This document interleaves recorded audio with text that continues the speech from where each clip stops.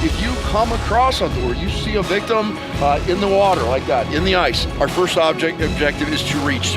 If they're too far for that, we can't quite reach them, then we use what's called throwbacks.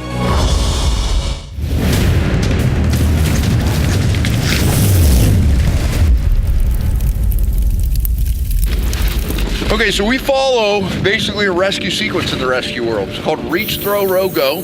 And we follow that to eliminate risk factor for us as rescuers. And it also keeps it simple. So anytime, I don't care if you're a jogger on a jogging path, you're driving in your car, if you come across something where you see a victim in the water like that, in the ice, our first objective is to reach to them. If they're close enough that we can stick a branch out to them, or you got a ladder in your vehicle, or anything along those lines that you can extend out to the victim, have them grab hold of, and then pull them back to the shore. That's our first choice. If they're too far for that, we can't quite reach them, then we use what's called throwbacks. Anyone who lives close around the water or is a boater or anything along those lines, they'll probably have these or at least have access to them. They're a smaller diameter rope, typically made of polypropylene so that it floats on the surface of the water or of the ice. They're very, very lightweight, and they come in mesh bags that are basically designed for us to throw them. There's underhand throws, sidearm throws, and overhand throws. Just remember, if you're going to use these, if you're going to get them, if you're going to stow them in your vehicle, probably the most important piece of them is practicing with them. It requires a little bit of athleticism, a little bit of accuracy. It's kind of like bowling. You're going to take your dominant hand, open up the cinch string at the top of the bag, hold on to the control handle, put the end of the rope in your non-dominant hand. You're going to line up with the victim. You're always going to let them know their bag's coming. So I'm going to look at it and I'm going to say, hey, look at me, get your arms out on the ice. Now, before I jump right into this, I'm looking at her responsiveness.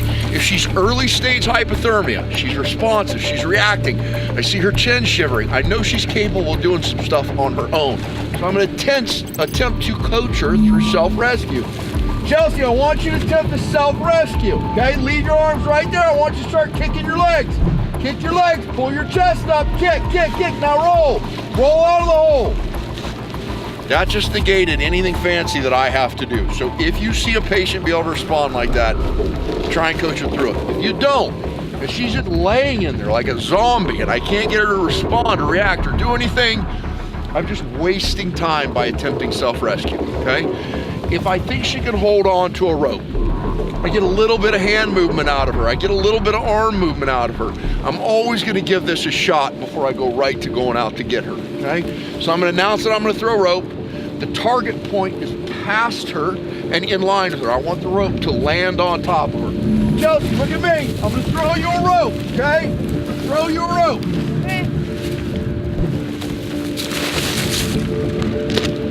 She should grab onto that. As soon as she grabs onto that, I'm gonna try and hip lock this. Even on the ice, hand over handing her out of the hole is not realistic. You gotta remember, a lot of times my footing up here is not grass like it is today, it's gonna be snow.